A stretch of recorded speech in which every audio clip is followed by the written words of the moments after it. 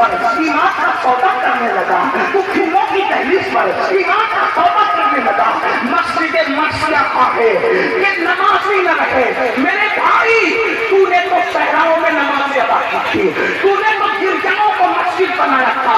ایک بات ہی نے تو کہا ہے بھی اذانیں کبھی یورپ کے کلیساؤں میں، بھی اذانیں کبھی یورپ کے کلیساؤں میں اور افریقہ کے ٹکرے ہوئے صحراؤں میں دشت و دشت ہے، دریا بنا کھوئے ہم نے بحر ظلمات میں دولت کے کھوڑے۔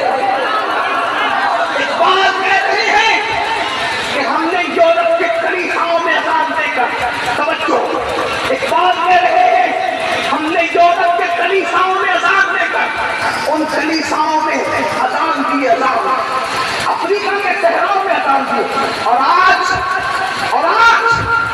ہمارا حال کیا ہو گیا؟ اگر ہمارے گھر میں بچہ پیدا ہو، بچہ، ہم اپنے بچے کے کان میں اذان دینے کی اوقات اور حیثیت نہیں رکھتے۔ جو جوان اپنے بچے کے کان میں اذان دینے کا علم نہ رکھتے، وہ کلیساؤں میں کیا اذان پڑے گا؟ وہ صحراؤں میں کیا اذان پڑے گا؟ ارے مسلمانوں کا علمی بچہ اتنا چکا نہ اپنے بچے کے کان میں اذان دے سکتے ہیں اور نہ اپنے باپ پر جنازہ پڑھا سکتے ہیں۔ جس قوم کا علمی گراف اتنا نیچے گر جائے کہ وہ اپنے بچے کے کان میں اذان نہ پڑھ سکے اور اپنے باپ کا جنازہ نہ پڑھا سکے، پھر زندگی کس چیز کا ہے؟ زنا کا، نشے کا، شراب کا، بے نمازی پن کا، عیاشی کا، آبادی کا، بتاؤ مرنا نہیں ہے، موت نہیں ہے۔ اے ہزاروں جوانوں، تقریر سننے کے لیے تمہارے جو جذبات ہے، اگر عمل کرنے کے لیے یہی جذبات پیدا ہو جائیں تو پوری دنیا کے اندر انقلاب آ جائے۔ نعرہ تکبیر، نعرہ رسالت، ان سے مقدس مذہب اسلام، نعرہ تکبیر۔ کتنی خوشی ہوتی ہے، ارے بارش میں بھیگ کر کے تقریر سن رہے ہو تو کبھی بارش میں بھیگ کر مسجد بھی جانا سیکھو۔ زندہ باد، زندہ باد۔ ٹھنڈیوں کے اندر سردی میں کپاتے ہوئے مسجد بھی جانا سیکھو۔ ایک بات کہتا ہوں، تقریر نہیں سنی تو اللہ یہ نہیں پوچھے گا کہ تم تقریر سننے کیوں نہ گئے، لیکن اللہ قیامت کے دن سب سے پہلے اگر پوچھے گا تو پوچھے گا تم نے نماز کیوں نہیں پڑھی۔ ابھی حضرت نے پوچھا نا کون نماز پڑھ کے آیا، وہ کرے حمد سے تھوڑا سا گلا بھی سن لے۔ بھائیو اب تو بہت سارے مائک سنبھالنے والے بھی نماز کے بغیر آتے ہیں۔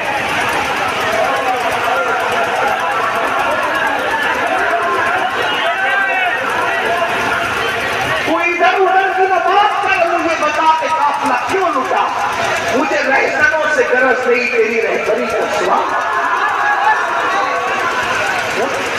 ارے یہ مائک سنبھالنا بھی عبادت نہیں رہا اتنا، ماشاءاللہ یہ تو تجارت بن گیا، یہ فنکاروں کی جگہ ہو گئی، یہ فن ہو گیا، یہ بچوں کو پالنے کا سبب ہو گیا۔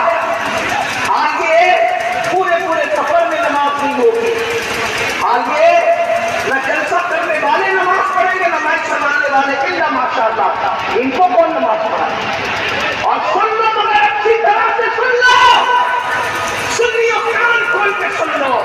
اگر یہ سمجھتے ہو کہ خلیفہ قطب المشائخ ہمیں جنت میں لے جائیں گے یا قطب المشائخ جنت میں لے جائیں گے یا مکتوم اشرف جنت میں لے جائیں گے یا غوث پاک جنت میں لے جائیں گے یا غریب نواز جنت میں لے جائیں گے یا اعلیٰ حضرت جنت میں لے جائیں گے یا امام حسین جنت میں لے جائیں گے، اگر یہ تمہارا خیال ہے تو سن لو، اعلیٰ حضرت، غوث پاک، غریب نواز، مکتوم اشرف سارے ولی جنت میں لے جانے کی طاقت رکھتے ہیں، لیکن جو نماز نہیں پڑھے گا اس کو کوئی ولی جنت میں نہیں لے جائے گا۔ یہ میرا دعویٰ ہے، میں بے نمازی کو کافر نہیں کہہ رہا ہوں، لیکن اگر تمہارے دل و دماغ کے اندر یہ بھوت سوار ہے کہ فجر میں سوتے پڑے رہیں گے اور غوث پاک ہاتھ پکڑ کے جنت میں لے جائیں گے، یہ شیطانی وسوسہ ہے۔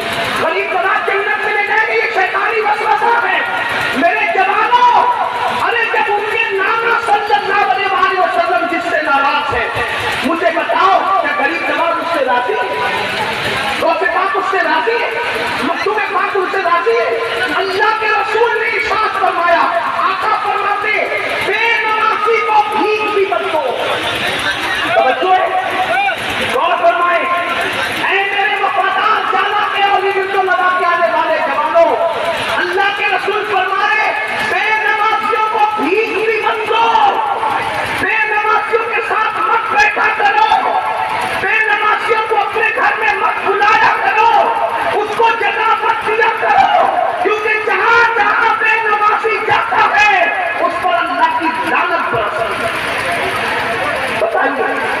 اللہ کے رسول فرما رہے ہیں